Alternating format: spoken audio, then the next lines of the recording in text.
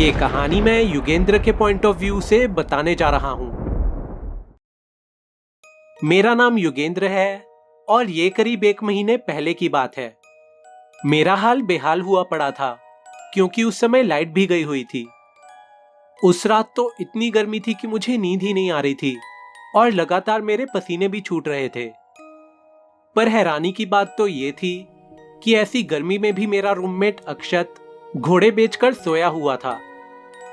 उस समय रात के 2:30 बज रहे थे और मेरा गला सूखा पड़ा था, इसीलिए मैं अपनी कुर्सी से उठकर किचन की तरफ चल पड़ा। मैं एकदम बर्फ वाला ठंडा पानी पीना चाहता था, लेकिन पिछले 5 घंटे से बिजली ना होने के कारण घर में ठंडा पानी भी नहीं था और मेरे पास ज्यादा कोई ऑप्शंस तो थे भी नहीं, इसीलिए मैंने भी वही गर्म पानी पी लिया। जब मैं हॉल से होते हुए वापस अपने कमरे की तरफ जाने लगा तो अचानक ही मेरा ध्यान एक रोशनी की तरफ चला गया। हमारे हॉल की खिड़की से बाहर देखने पर ठीक सामने की तरफ एक दूसरा अपार्टमेंट कॉम्प्लेक्स दिखाई देता था, जो कि अभी पूरी तरह बनकर तैयार नहीं हुआ था। उस अपार्टमेंट कॉम्प्लेक्स में तब कोई भी नहीं रहता था, फिर भी वहां कोई तो था जो कि एक फ्लैट में से हमारी बिल्डिंग की तरफ टॉर्च से लाइट मार रहा था। वो जो कोई भी था वो लगातार अपनी टॉर्च को जला रहा था और फिर बुझा रहा था। मुझे ऐसा लग रहा था कि वहां पर जो कोई भी है वो इस तरफ के अपार्टमेंट्स के लोगों को कोई सिग्नल देना चाहता है और मे भी हो सकता है कि उस इंसान को किसी तरह की कोई हेल्प चाहिए हो। और यही सोचकर मैं भागता हुआ अक्षत के कमरे में चला गया। अक्षत, जल्दी से उठ, तुझे कुछ इंटरेस्टिंग चीज दिखानी है। अक्षत, जल्दी से उठ। मुझे पपीता नहीं खाना, मुझे बस आम खाने हैं। अबे नींद में क्या बके जा रहा है?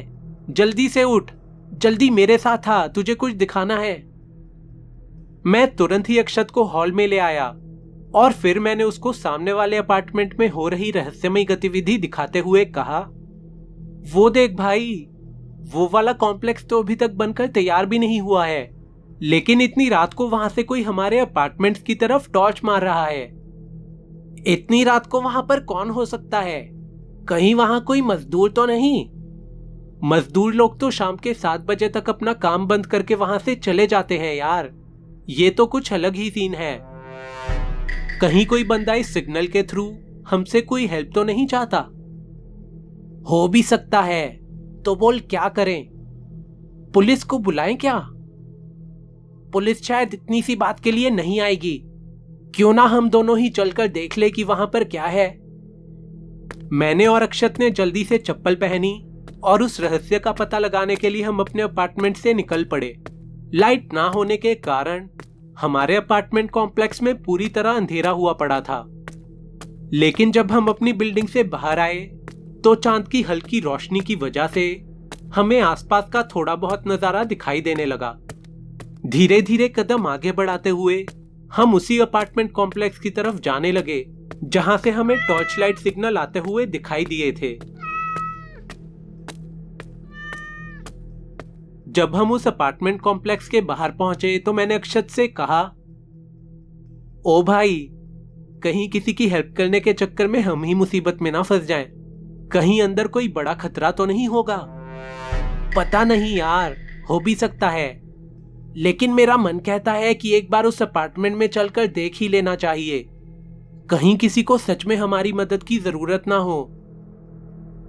अक्षत और मैं जल्दी ही उस अपार्टमेंट कॉम्प्लेक्स में एंटर हो गए और जब हम दोनों उस बिल्डिंग की सीढ़ियों से होते हुए ऊपर चढ़ने लगे तभी हमें पीछे की तरफ से एक आवाज आई।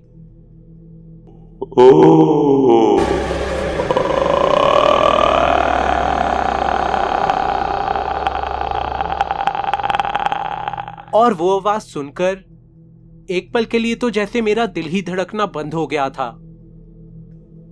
तूने वो आवाज सुनी? हाँ, ये आवाज तो किसी ने अपने मुंह से निकाली है।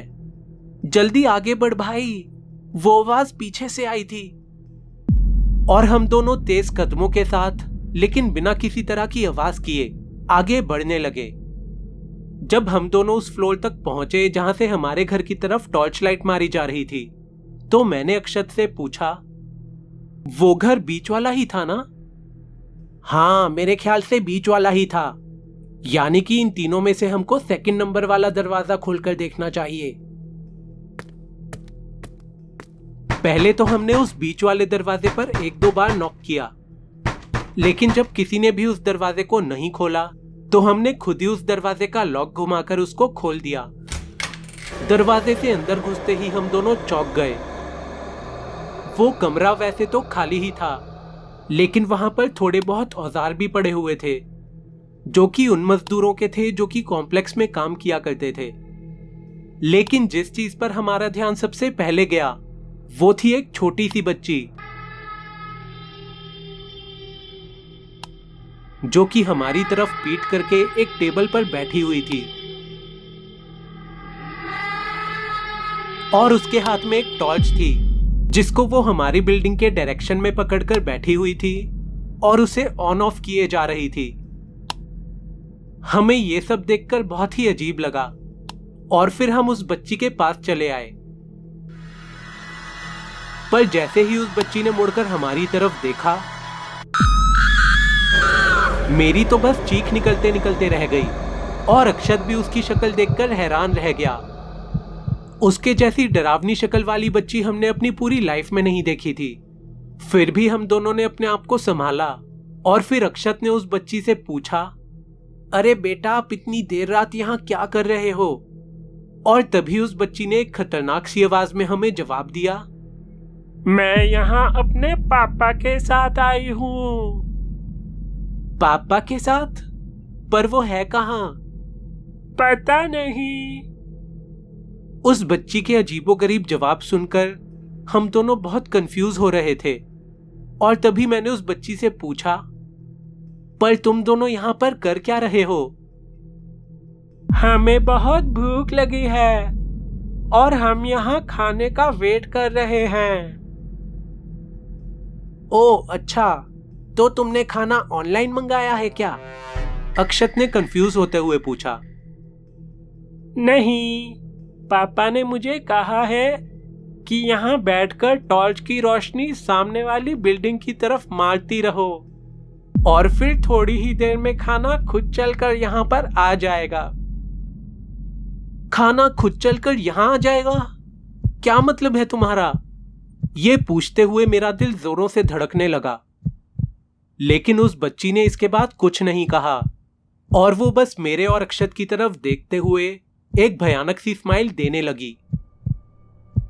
हम दोनों इस पॉइंट पर बहुत ही ज्यादा नर्वस और कंफ्यूज थे और बहुत बुरी तरह डरे भी हुए थे। अरे वाह, खाना आ गया! तभी अचानक से उस बच्ची से भी 10 गुना ज्यादा खतरनाक दिखने वाला आदमी हमारे पीछे आकर खड़ा हो गया और उसे देखकर वो बच्ची बोली, हाँ पापा, चलो खाना शुरू करते हैं। और ऐसा बोलते ही वो लड़की मुझ पर झपट पड़ी और वो मेरी टांग पर अपने दांतों से काटने लगी। अक्षत को भी उस आदमी ने पकड़ लिया था और ऐसा करते हुए वो भयानक सी शक्ल का आदमी पागलों की तरह हंस रहा था। तभी मैंने उस बच्ची को अपने ऊपर से झटक दिया और वहां से भागने लगा, लेकिन अक्षत अभी भी उस आदमी के चुंगल में फंसा हुआ था और वो बहुत जोर लगाकर खुद को छुड़वाने की कोशिश कर रहा था। और तभी अक्षत की शर्ट फटकर उस आदमी के हाथ में आ गई और अक्षत उसकी पकड़ से छूट गया। हम दोनों पूरी रफ्तार के साथ वहां से भागे, अंधेरे में गिरते पड़ते और चीजों से टकराते हुए। हम भागते हुए पहले उस बिल्डिंग से और फिर उस कॉम्प्लेक्स से भी बाहर निकल आए।